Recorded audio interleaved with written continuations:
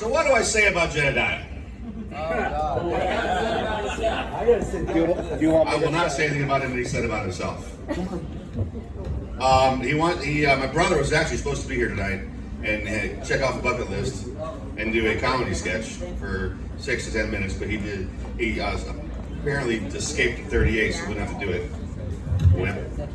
But Jedediah, I want to try it, and I have all the respect in the world for somebody who wants to stand up in front of friends, especially, and try and do a comedy routine. It's supposed to be the toughest thing in the world, next to hitting a fastball. So, without further ado, again, heckle at will, Jedediah.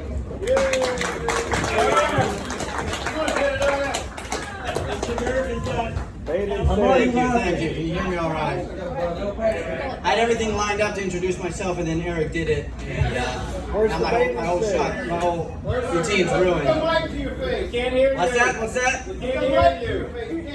Well, I was going to announce the exciting news that right before Josh comes up, we're supposed to have a comedian here tonight, and then you're finding out when I'm finding out I'm that comedian.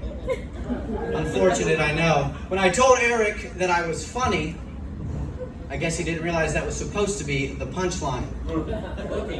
Ladies and gentlemen, for those of you who don't know me, I am Jedediah the Fabulous. That's right, the Fabulous. You can take pictures. I do love to make people laugh at all costs. I don't care if they're laughing at me or if they're laughing with me. In fact, my favorite type of comedy is self-defecation. Am I saying that right? Self-defecation? Right on. I'll do anything, just about anything for a laugh. In fact, there's this one thing I love to do to make people laugh. I like to tell them my hopes and dreams. My goals in life. Where do you want me to hold this, buddy? No. That's what she said. My goal for you is to hold the mic right. You gotta cup it like this, okay? Yeah, okay. Real tough. I like to tell people my goals and aspirations and dreams. That usually gets a good chuckle. I told my mother that I was trying to get into comedy, and she says, "Jedediah, why do you want to be a comedian? Why comedy? What makes you think you're funny?" I told her, I said, "Mom, you and Dad have been telling me that my life's a joke for years." That's what Dad did. He about spit out his food, and guess what? He walked out laughing. There's one. And I said, "Mom, if my life's a joke, I might as well get paid to make people laugh." Mom about choked on her food. She said, "Oh, you think they're going to pay you?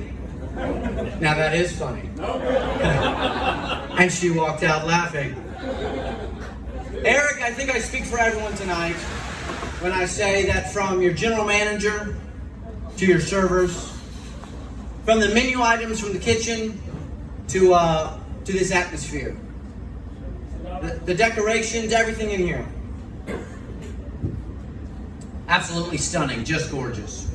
And Eric, another thing about you that we mentioned last night, but you give all the credit to the people around you. You give the credit to the people that you hire, that you surround yourself with. In fact, even behind their back. I've never heard this man speak bad about someone behind their back. Even behind your back, he speaks good about you, and I think that's great. I think everyone would agree. Guys, do you agree? But I also think it's fair to say that I speak for everyone in this room tonight when I say we are very, very, very glad that you are so much better at business than you are picking out friends. We definitely benefit from your poor judgment of character. We're all just kind of grateful to be here tonight. I see everyone made it back from the lake this afternoon. Gosh, that was fun. Everyone's here? Everyone? No one's missing?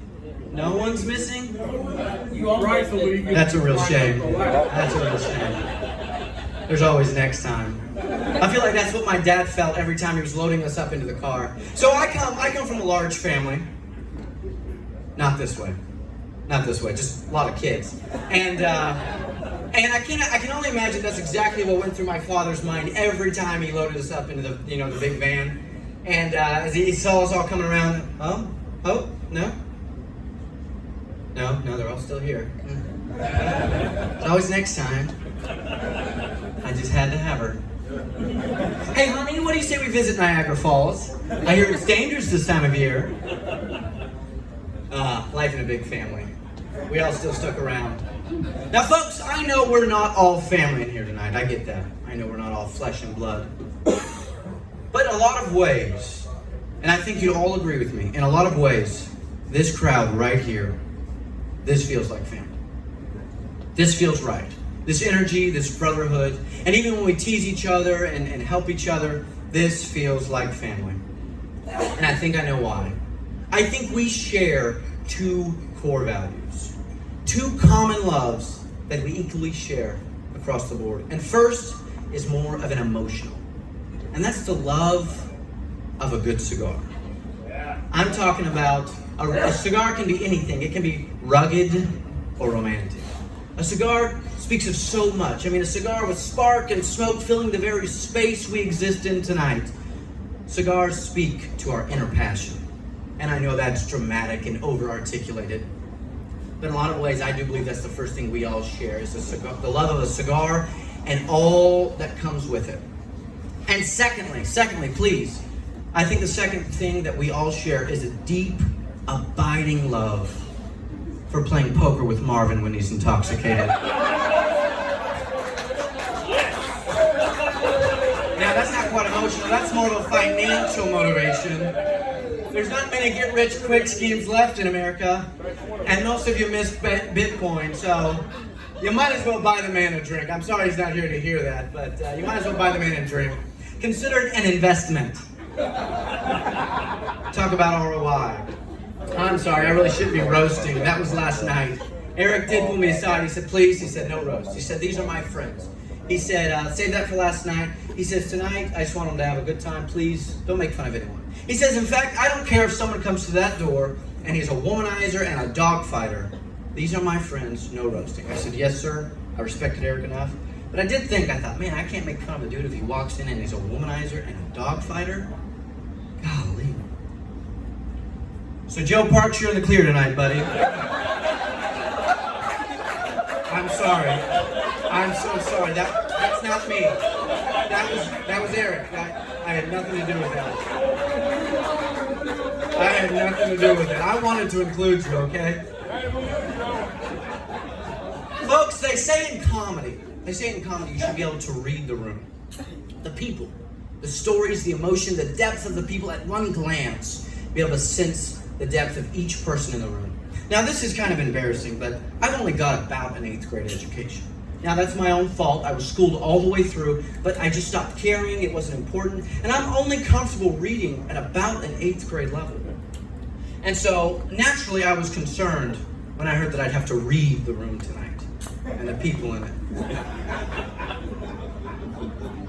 And then I saw the room. I thought, all right, I got this. This reads more like Calvin and Hobbes than it does Dante's Inferno. Not quite Charles Dickens up in here. Another thing they say in comedy, whoever they are, they say that a good comedian memorizes his material and memorizes his routine so he's not having to read and pull out notes every 5 minutes. And I agree, but I'm going to take it a step further. I think a comedian or a speaker or anyone that cares enough about the people he's talking to, that cares enough about the people in front of him, I think he'll take the time to memorize every line. And that shows that he cares. In fact, I'll go a step further. If he doesn't memorize every freaking line, not only does that say he doesn't care about the people in front of him, that also shows that it's just tacky and unprofessional. When I was preparing my jokes for tonight, I was trying to imagine the crowd here. When I was writing the jokes for tonight, I was trying to imagine who would be here tonight. And I was thinking about the crowd. I thought, okay, gotta be some young people about my age, some millennials. I said, I probably have to make some sort of joke about, tattoos, vaping, video games. I didn't know. And Nikki, I was not thinking about you, I promise. And I thought, okay, there's gonna be some ladies and maybe some mothers. Knitting, cooking, cleaning. I didn't know, folks. I was like, no, that's outdated. That's sexist. Besides, what women cook and clean anymore? I thought, okay, there's gonna be some middle-aged to older gentlemen. Just going through it in my mind. I thought, okay, there's gonna be some middle-aged to older gentlemen. I said, oh my word, what happens if someone shows up and is like just really old and like aging and everyone notices it and talking about it and making jokes about it behind his back? And honestly, Izzy, I did not know you were going to be here tonight. I apologize so much. I had no idea that you would be here tonight. Please, we're good? Where is he? We're good? Okay, I'm so sorry, man.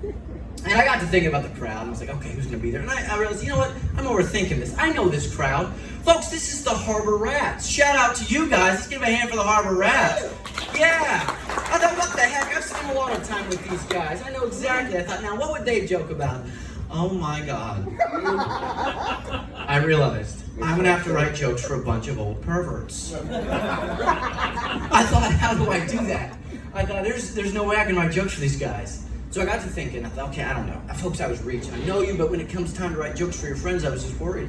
I thought, I don't know, anything inappropriate, and they'll laugh.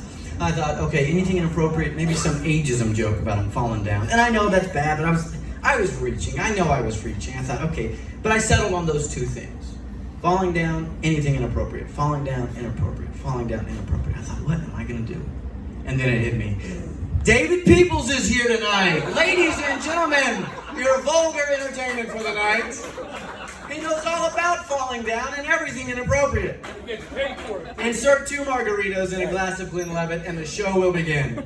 And never, never, never stop. I've learned at the feet of Jim Collins. Love you, man. I had no intention of picking on David. I really didn't. But after we crossed paths over here in the restroom, we walked by and he showed me his... He exposed it. It's hard to open up, folks. He showed me his Biden 2020 tramp stamp on his lower back. It said, "Come on, man, you know the thing," and just pointed down. I knew I had to speak up. I knew I could not let that happen to anyone else. Silence is violence. Anyway, I'm not going to get political tonight. That was the second thing Eric asked me specifically. He said, no roast and no politics. He said, you know, and I know, folks, we've got friends on both sides. I get that. Like Benedict Arnold did. We've got friends on both sides, you know, so I will not get political. I do promise. I promise that to Eric. I'm not going to cross that line. Will not cross that border. I'm just going to build up a wall that's going to be huge. I will not cross that border. I promise. In fact, if I have any political jokes, I'm just going to delete them and erase the servers, okay? Bleach them. I will not get political tonight. I would hate to be suicided in my hotel room. So I promised Eric, folks, you do have my word, for real though, for real. No politics, I promise. However, I've got this one Bill Clinton impersonation I love doing. It's definitely my favorite. Does it involve a cigar? Oh, no, I can't do it in public. I'm sorry, that's illegal. Or in front of small children. But believe me, it is definitely my favorite impersonation. I usually do that at the house or office meetings. I will not get political, so. Anyway, I better clean this up. If my jokes get any dirtier, you're going to think I had Dominic write them for me. I tell you, that guy's always got a great story, doesn't he? It's ridiculous. So there I was. I was dating this Italian model, okay? And I don't know. We had cheese and wine, lots of it. It was ridiculous, you know? And I take her to, obviously we were in New York, and I take her to Paris and Italy and Barcelona. It was great. My dad's a mob boss. But I'm not worried, you know? My little brother, he's a mob boss. In fact, he's his boss. Anyway, I take her, it's a great night, I'm having a blast. But I says to her, as the night's coming to an end, I said, you know, I had a good time and all. But you got any sisters? I'm gonna cut that short right there, folks. That's my best Dominic impersonation. I'm gonna cut that off right there because half of that is true and I'm starting to fear for my life. I got a box in the back of the truck. And Eric did ask me to, that was the third thing he asked. He had 3 rules. He said, you know what, you've got a lot of rules. Golly, the patriarchy around here is ridiculous. He said, no politics, no roast, and keep it under 10 minutes. I said, yeah, I can do that. Sure, no problem. In fact, that's exactly 3 minutes longer than the last date I was on. What? I don't get it. I don't understand what's going on. I just have no luck with the ladies. I don't get it. I've narrowed it down to one of 2 things. It's either my looks or my personality. It's got to be one of those. I don't think it could be anything else. I told my brother, I said, man, I just got no luck with the ladies. I don't get it. And he says, you know, Jedediah, if you can make a woman laugh, you'll have her for life. And I just told you, people, I love to make people laugh. I really do. I said, yeah, buddy. I said, yeah, I'm great at making people laugh. He says, you are? So anyway, I see this beautiful number at the bar, a beautiful lady. She's sitting at the bar at a restaurant I went to. And I said, you know what? I'm gonna make that girl laugh. It's the last thing I do. So I mustered up the nerve and I walk up to her. And she's got her back turned to me at the bar, and I tap her on the shoulder, and man, I'm sweating bullets. I tell you, I said, you know what, Jed? If nothing else, you're gonna make this woman laugh, whatever it takes. And so I tap her on the shoulder, and she turns around. She says, yes, can I help you? And I just went for it. I said, you know what? I said, you're the most beautiful woman I've ever seen. I said, a lady like you, I'd love to put a ring on someday. I said, I tell you what, and here I go. I'm going for it. I said, if my jokes don't make you laugh, my credit score will.